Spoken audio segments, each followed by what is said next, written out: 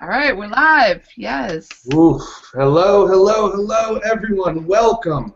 Or I should say good morning, good afternoon, good evening to whoever you are, wherever you are on this pale blue dot.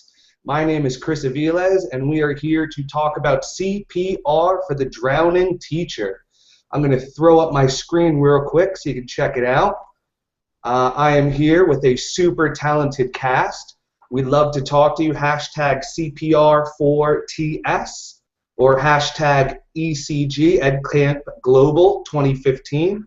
And if you'd like to follow along in our presentation, you can get us at bit.ly/ECG CPR4TS.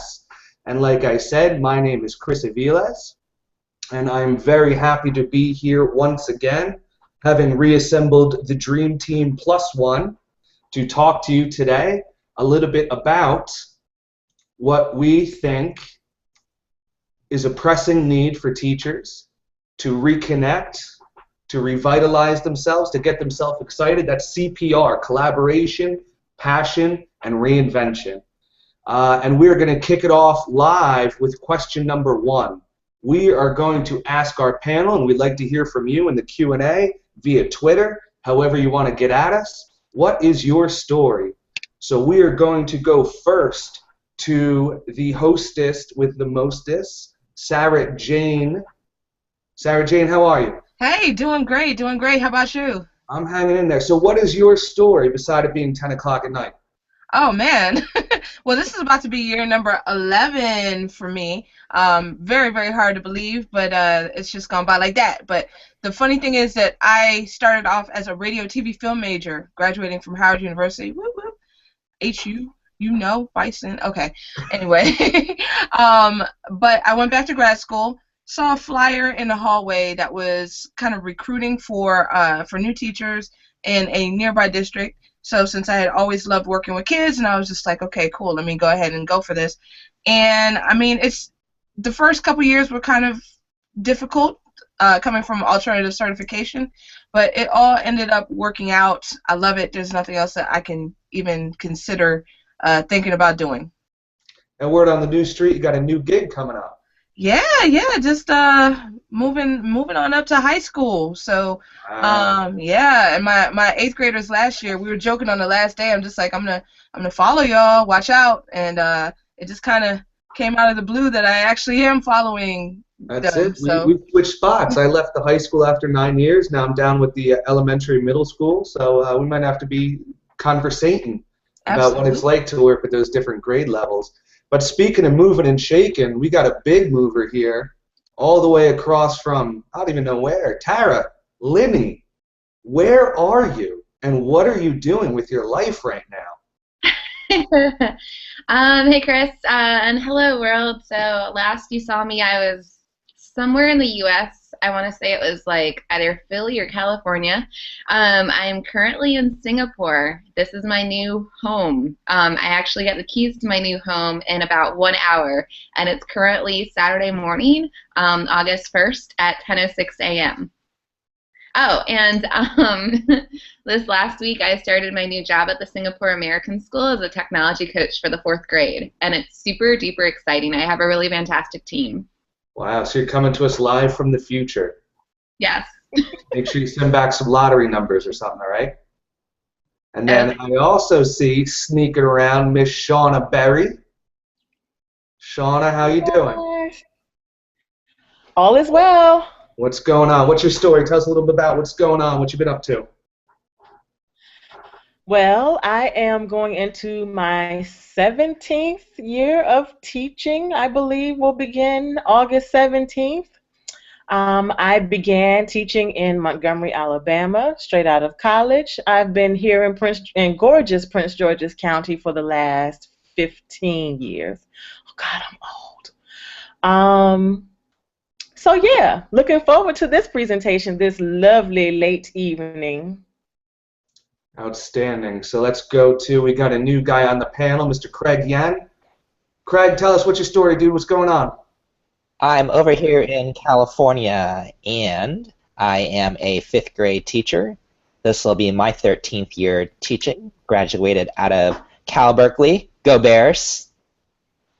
and was just came back from being facilitating over at a conference event today, where it is that we had 15,000 teachers across the state of California, and a portion of that day was dedicated back on over towards the EdCamp model.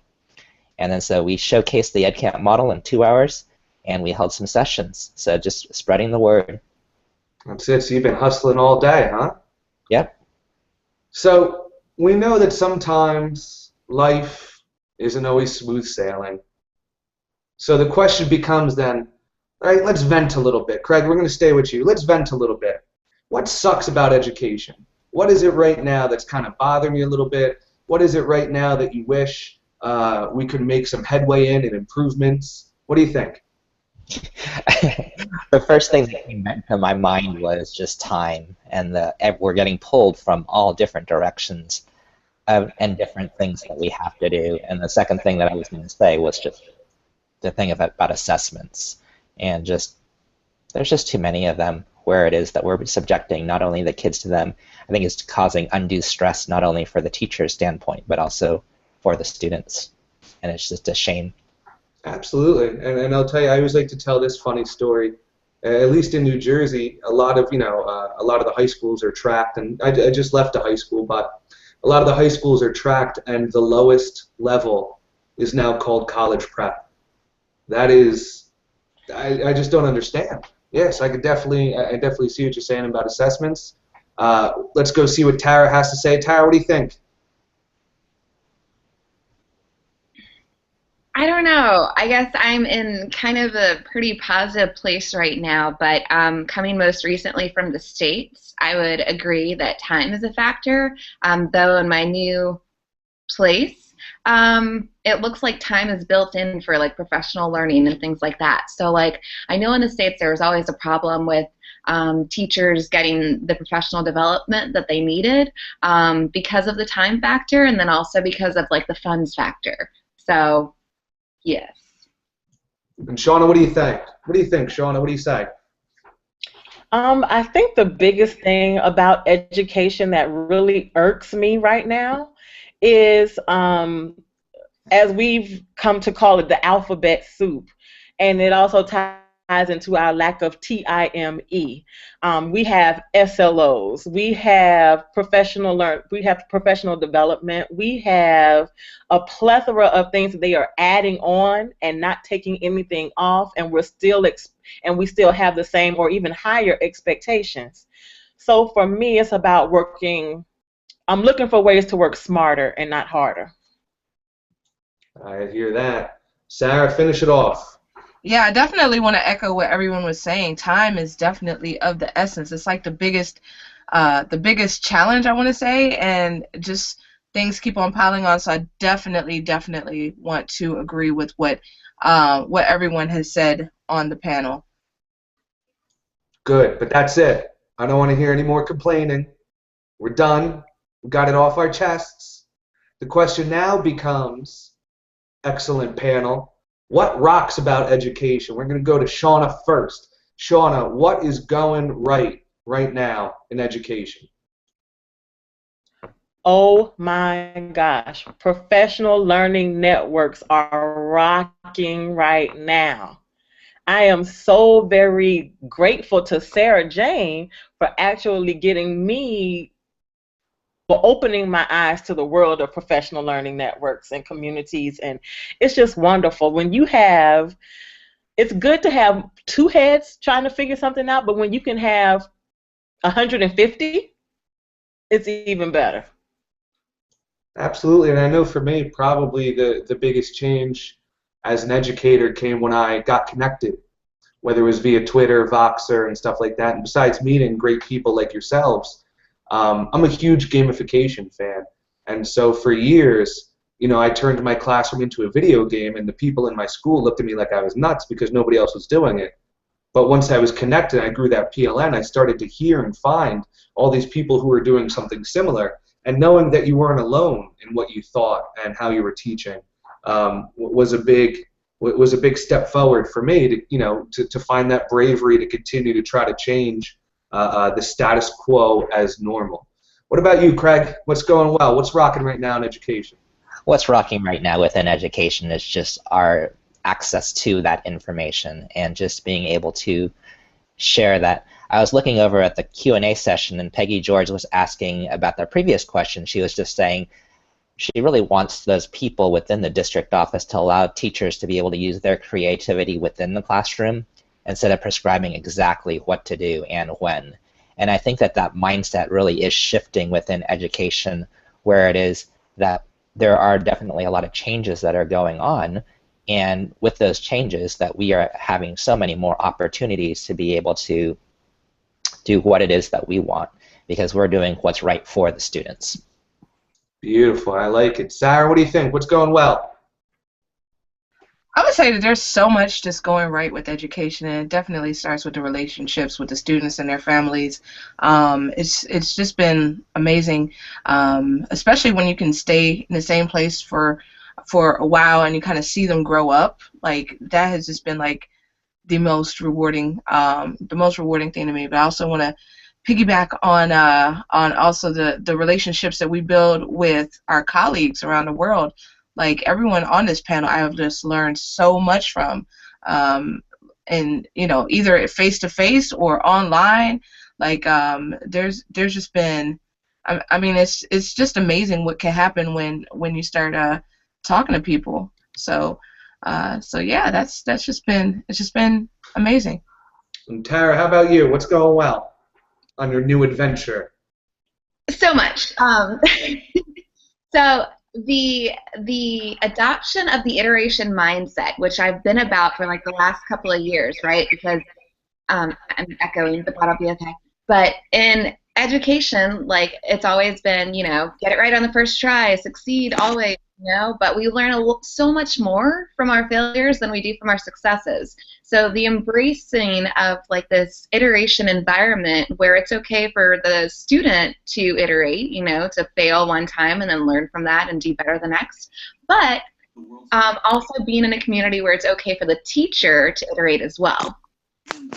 Yeah, I agree, and that was part of why I made the classroom, my gamified classroom, that way. Is you play a video game, you die, you get your continues, you continue on. And I know I just started grad school maybe a couple weeks ago, and I wrote an email. You're clapping, but I'll tell you, man, I thought I couldn't sit still in high school and college. Minus 10 years, it's even worse. I can't sit still. I got to do half-hour bursts. I got to get up. But I wrote a note to the professor. I said, look, I'm learning some of this stuff for the first time, and I doubt it's going to be right the first time I do it, but I have no problem redoing it until it's correct. And I got back a nice email about how they embrace that mindset, right? That iteration mindset is that you could do things over and over again until you're satisfied, with how you did. I see we have some new folks jumping in. I saw Jennifer. Jennifer, are you still there? Did Jennifer disappear? Just finding a better spot. All right, Jennifer, we'll come back to you then.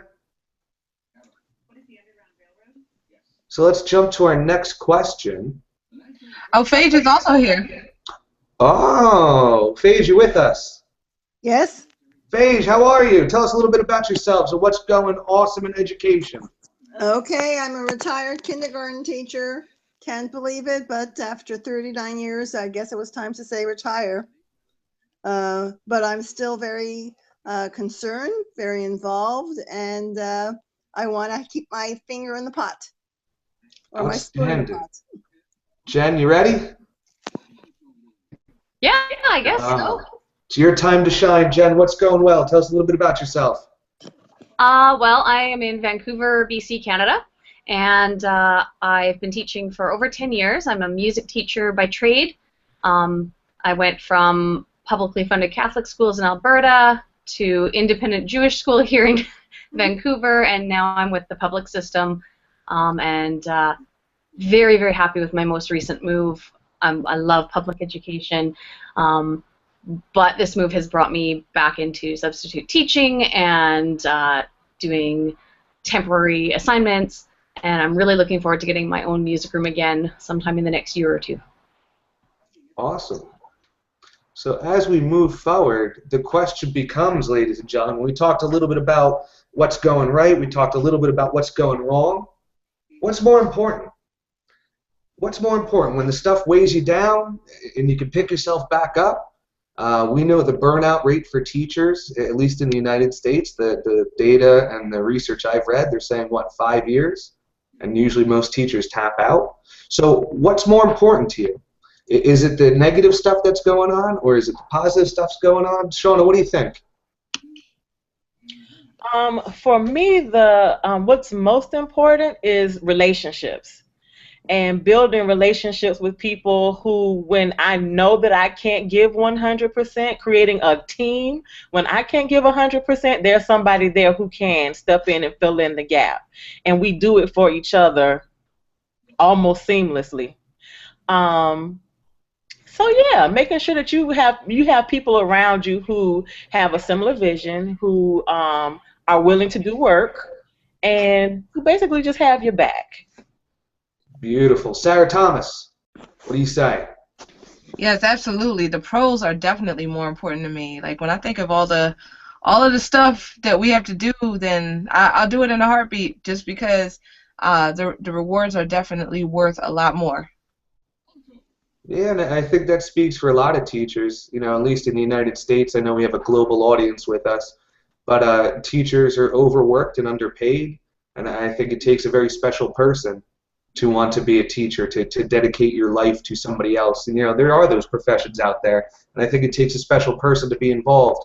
Craig, what do you think? What's more important? Are the pros outweighing the cons these days? Yes. Can I just answer yes? Yeah, you can answer yes, absolutely. We'll jump over to Tad. What do you think, Tad? Definitely say that we would be looking at the pros within education, and where it is that we always want to look and see what sort of solutions that we can go ahead and have for those problems that we are facing. And so it is a very interesting time within education right now with all of the changes that are going on. And we want to make sure that we keep that positive mindset and really think what it is and really celebrate those things that where we are making those little differences and little changes. And so I think that that's the direction where it is that we should be focusing our attention and concentration. Absolutely. I think we do, and I can definitely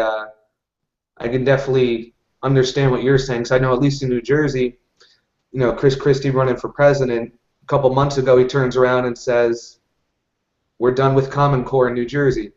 After we spent millions of dollars and how much time realigning our curriculum, he decides that we're done.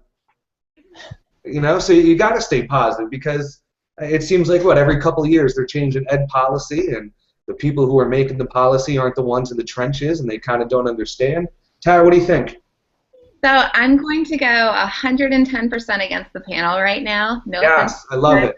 Do it. But here's like my whole thought, right? So if we change it from pros to cons, and instead we say like successes and challenges, I think that the challenges are worth a lot more now, right? Because if we focus on the successes, we don't change, we don't get better, we become complacent in this environment where it works, right? And if it works, why fix it? Versus if you focus on the challenges, it creates like this obstacle that like you have to overcome, right? And then I think that we learn more from being challenged than we do from being in a situation where everything is just easy. Hello? I love it. Hi. So let's move forward a little bit. We have two people who just joined us. We have John and we have Jessica who just joined us. We got John and Jessica and somebody who's calling in on the phone lines. Somebody's calling in. That must be the C.P.R. hotline ringing, somebody trying to get with us. We'll get them in a second.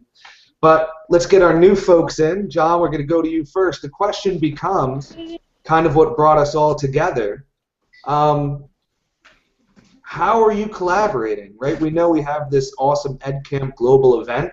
We have a global audience. But in your everyday life, John, how are you connecting with these new educators and these new ideas?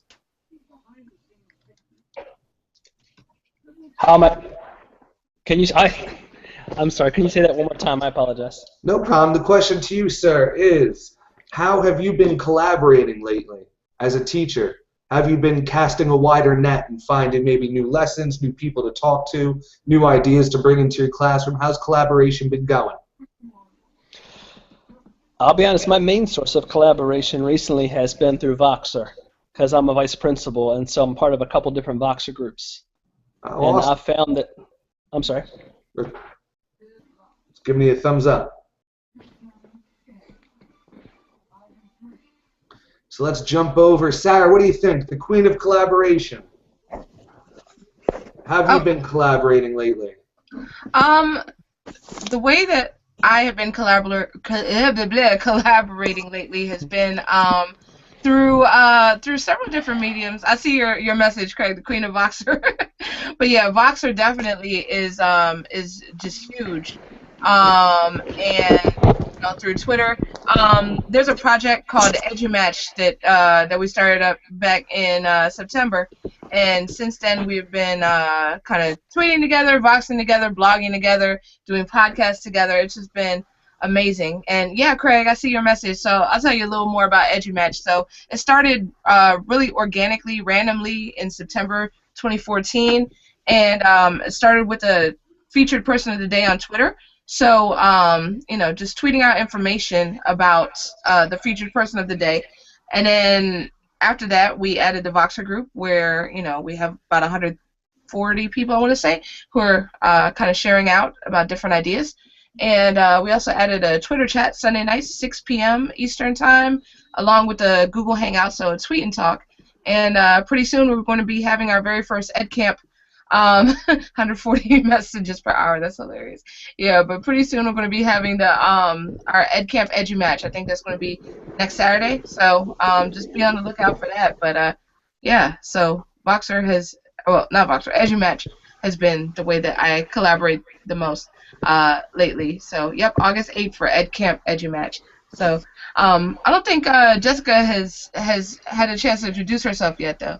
Jessica, tell us a little bit about yourselves and maybe some cool ways that you've been collaborating lately.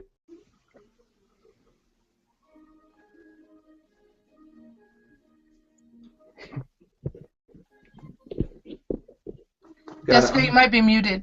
Yep, hit your mic.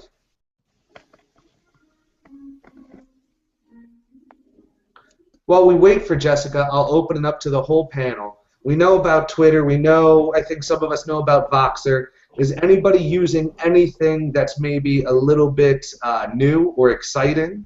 Anybody meeting up with some people somehow, anywhere? Wave your hands around or feel free to jump in. Yes, I see you, Jen.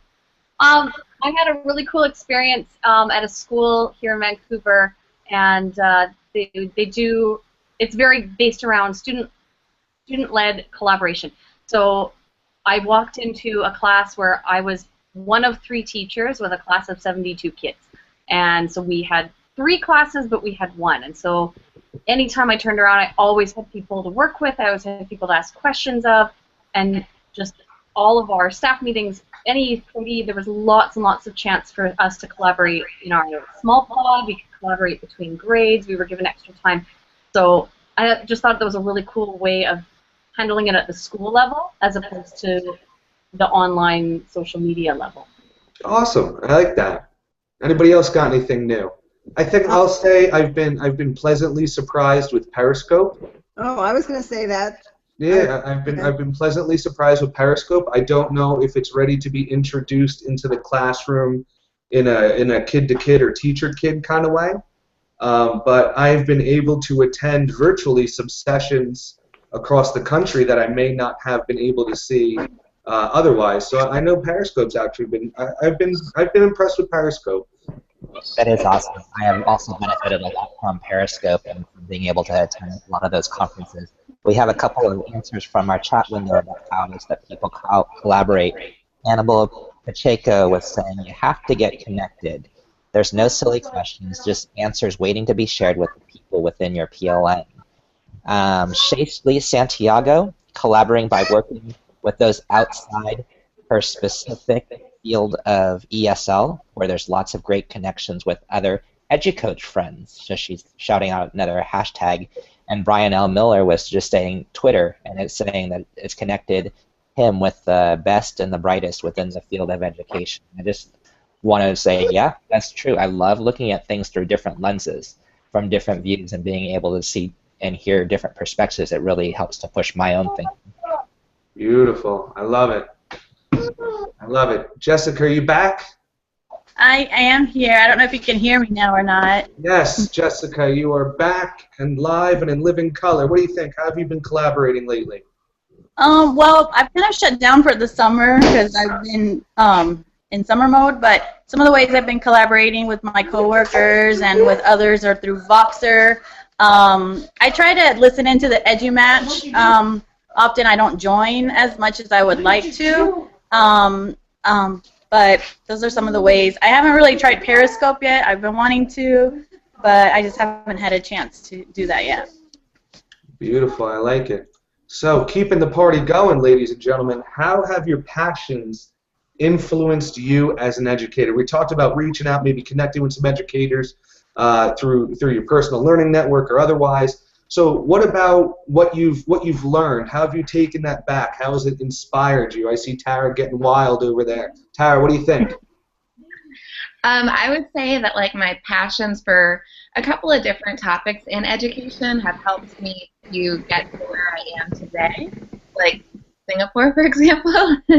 And then they've also opened up really amazing opportunities to collaborate with other people who I would have never guessed that I would have collaborated with, because we're like on the same level, right? Interested in the same things, and I find that when you meet people based on passions, it just creates this really awesome environment. I love it. Shauna, what do you think? Shauna. I'm sorry. Well, I'm sorry. I didn't hear the question. I'm having technical difficulties over here. Shauna, I want to know, being a connected educator, how have you taken that inspiration and passion that you have encountered from your PLN? How have you brought it back into your teaching and into your classroom and shared it? Oh my goodness.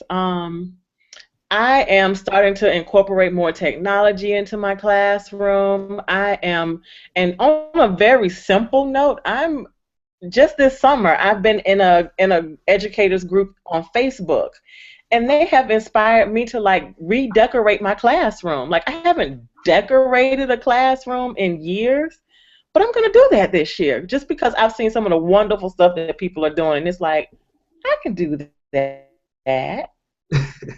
So and make things a little bit better for my kids. John, let me ask you, as a vice principal, how are you sharing your passion with your staff?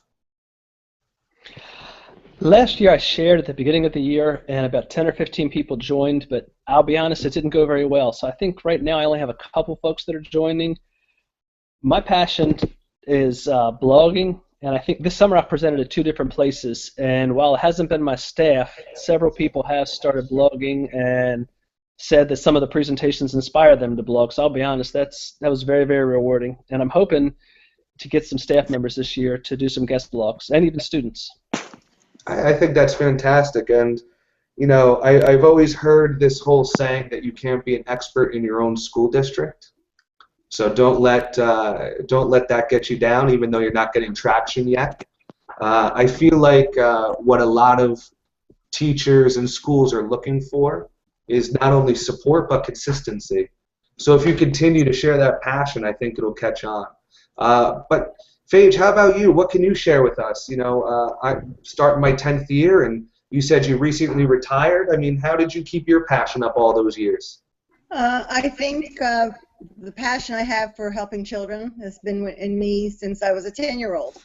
I don't know where it came from in that sense, but I've always looked at other people. I've always wanted to be helpful. My passion in recent years, and thanks to Twitter, has been Genius Hour and the scope of working with young children in their play with purpose and intent. It's been wonderful to see. They ask wonderful questions. I introduced Genius Hour to my colleagues in kindergarten and to my colleagues in first grade. And they've also embraced it as a wonderful way for children to learn and to learn from their interests, to give them much more voice and choice in what they're doing in a curriculum that's heavy duty with lots of academics. I love it. And so let me ask you a follow-up question. is, you said that you recently retired. How long have you been on Twitter and sharing? I've been, I think, 4 years. So you said you taught for how many years? 39, I think? 39. So Yeah. having taught for 39 years, how come 35 years in you decided I need to get on Twitter? Because I can't tell you how many teachers I run into that say, oh, I don't need to get connected. The filing cabinet with the dittos I've had for 10 years, that's fantastic. Right now you're inspiring me. Having 39 years in the business, and 4 or 5 years ago you decided to get on Twitter when, I mean, realistically, you probably didn't need to. Why would you do that? I am a lifelong learner, and I don't think that there's so much out there that I enjoy knowing about and learning about, and it was important for me to bring something into the classroom that was global. I just found it so fascinating, and it was something that I really felt I could learn without being in a classroom. So the idea of not having to worry about tests, about being assessed, about any kind of assessment, and just making friends who can help me find and expand my learning. And this was the best place for me at that time in my life. That's fantastic. And that kind of leads us right into our next question, Paige. I set you up there because you reinvented yourself. You reinvented yourself. And that's what I want to talk about here. How do you reinvent yourself as an educator? I know for me, besides becoming connected, taking that walk into gamification, and most recently now into game-based learning with innovation spaces, where I'm using Minecraft and Raspberry Pis and all these fun things, that has renewed my passion, because I'm a recovering English teacher who now spends most of their time using technology and teaching others about technology, whether teachers or students. So how are you reinventing yourself? We're going to go over, let's talk to Craig. Craig, you with me? I think we lost him. Oh, we might have lost Craig. Yeah, Craig, you with us? I'm multitasking, where it is that I see Chris over here on Twitter answering question 6, where he's saying just the passions have really caused me to realize that a return to the classroom after working at the district level is a good move. And then so a lot of people are really definitely saying that it is all about the students, and just all that energy and enthusiasm that I see at local events, where it is things like EdCamp, where it is that we have all these great minds coming on together and just people sharing their passions. It really helps to just that infuse that little spark. And so right now it being summer here, and where it is that we aren't in front of a class, I'm just like aching to like say, hey, I want to get into that classroom to go ahead and implement some of these ideas that are running through my head right now, to be able to make those changes, to make it just that much better of a year. Beautiful. Sarah Jane's starting a new job. How are you planning on reinventing yourself? Oh my goodness. I am definitely going to try to grow this year. Like I'm looking at all different kinds of options to help the students. And like I think that one thing that really excited me about this new position was how much I'll be able to learn while I'm there, because when I heard about it, then they were doing robotics, they were doing engineering, all kinds of things, and when I heard about it, I was just like, this is just amazing. I want to learn. And the students, like I don't think necessarily the incoming freshmen will be necessarily doing that, but they might be. So I think that there's just so much to learn from the students, and there's so much to learn from like the students who've been there for a while, who already have this experience. I'm just so super duper excited, and just trying new things. Just ordered the Breakout EDU collection today, so huge shout out to Chris for his game design on that. So looking forward to definitely trying that out, and just looking into like drones and like a whole lot of things. Rico Theta, shout out to Tara, she has hers right there. And yeah, and I know like last year Shauna and I, we had like Alchemy Learning come to our school, and did some virtual reality with the kids. So I mean, just trying new things is just really, yeah, I know, like same here. So trying new things is just how every year is just different. Yeah, and I'll tell you, Sarah, I think maybe you'll get to experience in my new job. I've been there about 6 months, doing technology and innovation spaces. What was really exciting for me, uh, like I said, I was teaching with Minecraft. I never played Minecraft before I started. And so I went out and I got a bunch of fourth graders on recess to come in and teach me how to play. And so I'm kind of self-taught coding. I'm self-taught a lot of things I'm going to be teaching, coming in September. And for me, that's really exciting because I have no problem, taking the kid to a certain point and then telling that kid, well, I don't know the answer anymore, so we got to learn together. And so for me, that's kind of fun, is this idea.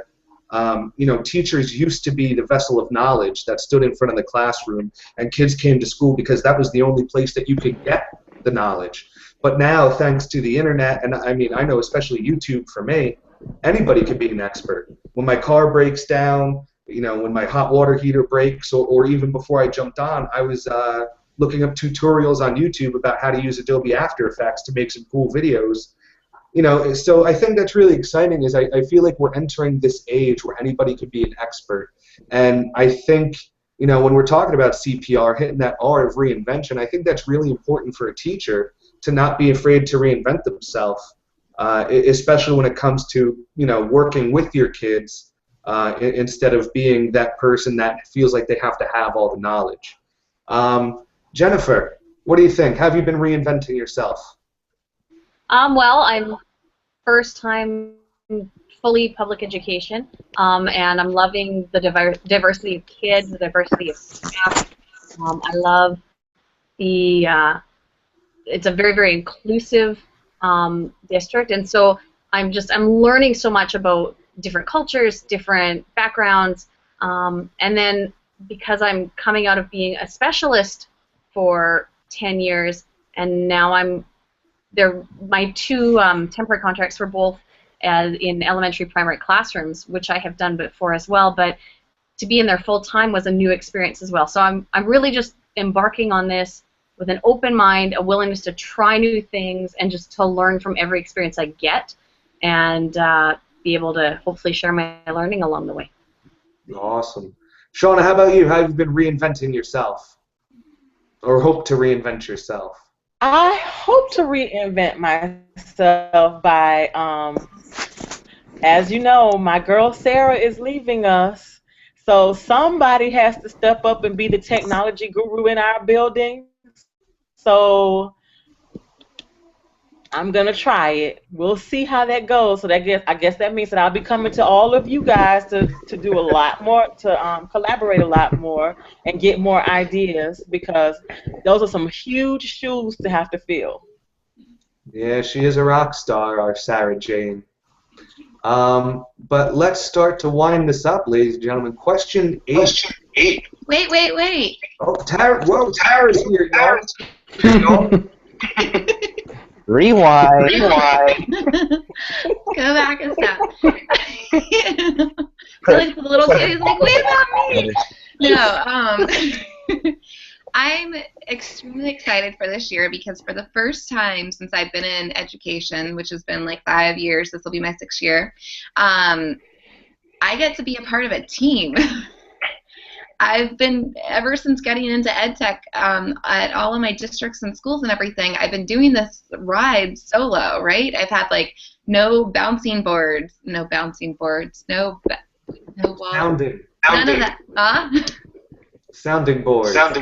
Yes, those things. Or bouncing boards, No, but like all of my connections have been virtual, and now like actually being a part of a team, I'm not going to cry right now because it's way too early in the morning, but being a part of a team is just like, it's already starting to change me, which is really awesome. And yes, they do speak differently out here slightly, but another really cool thing is this week we had to take I don't know how much I'm allowed to say. I think I'm allowed to say this.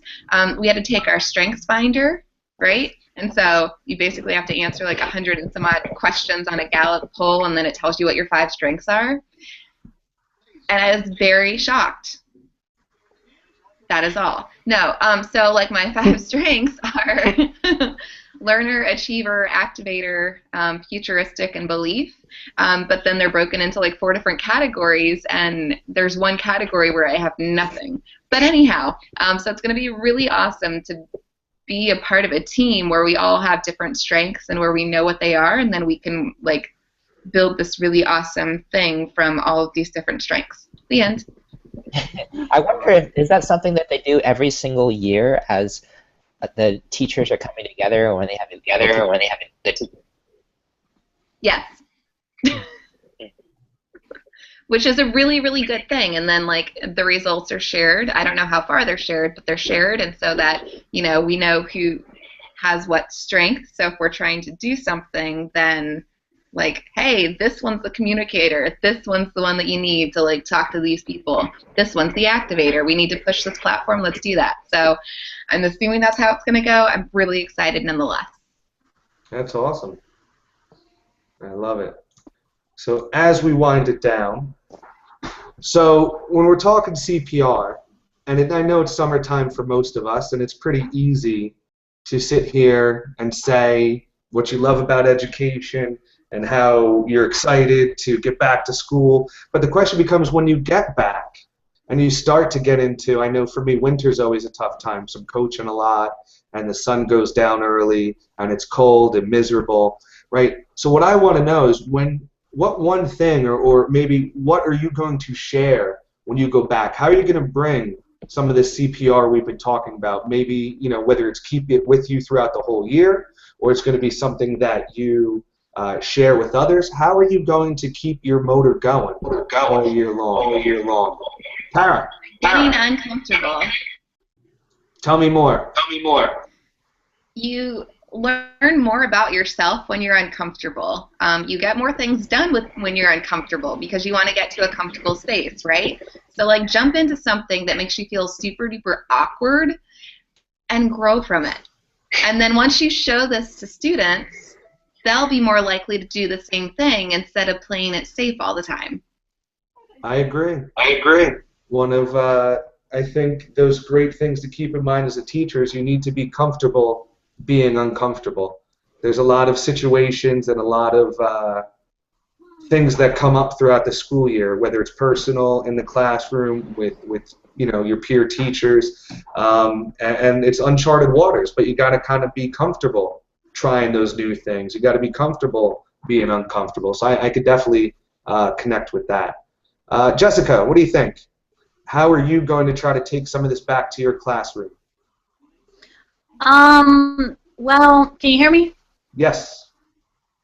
Well, I'm going to be starting in my new role as an instructional coach next year. So I'm that's going to get me definitely out of my comfort zone, is working more with teachers as opposed to kids. And I did a little bit of it last year. And so this year I'm going full force with it. And I already have a lot of teachers contacting me and wanting to learn more. Somebody just told me yesterday that they went and got Google certified because of Google Learning that they did last year. So that was kind of exciting, and that definitely motivates me to want to connect more with others and learn more. And I'm sorry about my kids, but they want to say hi. Apologize for the kitties.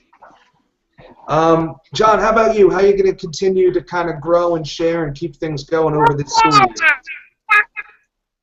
year? I'll be honest, I'm embarrassed to say this is only like my 4th Google Hangout ever. I've been connected for 2 years, and this is probably my 4th or 5th time I've ever done one. So I want to, besides doing this more, get my staff introduced to doing this more and show them the benefits, because it's scary to say that I've been doing this for 2 years but only done 4 or 5 of these. Absolutely. You know, I often go on Twitter and I find somebody that I want to learn from, somebody that I admire, and then I harass them until they do a Google Hangout with me. So don't be afraid to give that a try too.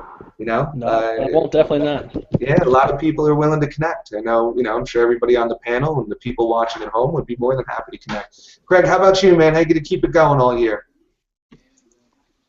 I might have to just start up that podcast, looking for a co-host. That's awesome, man. Absolutely. Podcasting, I'm really excited that podcasting seems to be taking off more and more in the education space. it's pretty cool because I know I now have an hour commute to work, so I'm always looking for something to listen to. So, Craig, I'm going to hold you to that, man. It's Boxer. There you go. Let's see. Jennifer, what about you? How are you going to keep this going?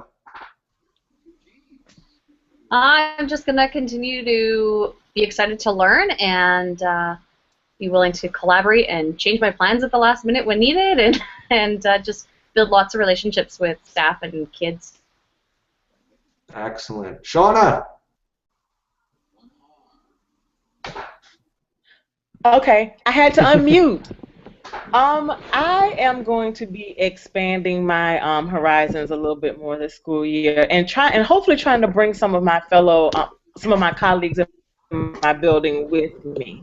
I think that's going to be my focus for the year, so that I'm not the only one going out into the deep. I want to make sure I bring a couple of people with me. Love it. Bring them along. Phage, I'm going to ask you, and I'm going to change your question up just a little bit. What advice can you give for us on the panel and those watching around the world when it comes to keeping that motor going all year long? Maybe some lessons that you can give us, some words of wisdom or advice? It was interesting. I'm not sure who mentioned about being uncomfortable and how it's and how it's important to be uncomfortable. And that really resonated with me because I'm not comfortable being uncomfortable. But what I have found in my life, and when I'm uncomfortable, and I always try to understand how it would feel for my students. I've always taught young children, the kindergarten children, and identifying myself with being uncomfortable, how it must be for them when they're uncomfortable. So we all learn differently. Not different learning styles. We all have a different tolerance for discomfort, and I think to take into account that because they are so different, to be available to help a child, help the student, help your colleagues with their discomfort without projecting that that's a good way to learn or one of the better ways to learn. My background, a lot of my background is in psychology of human development, and one of the things I learned about and I've seen through the years is this idea of equilibrium and disequilibrium, and it's a cyclical thing on a twirly sort of a twirly board or something, and that every time you go through a stage to do the next stage of learning, you go through disequilibrium. So you get to the equilibrium, you're at a fine place in your learning, and then something else happens, and you need to.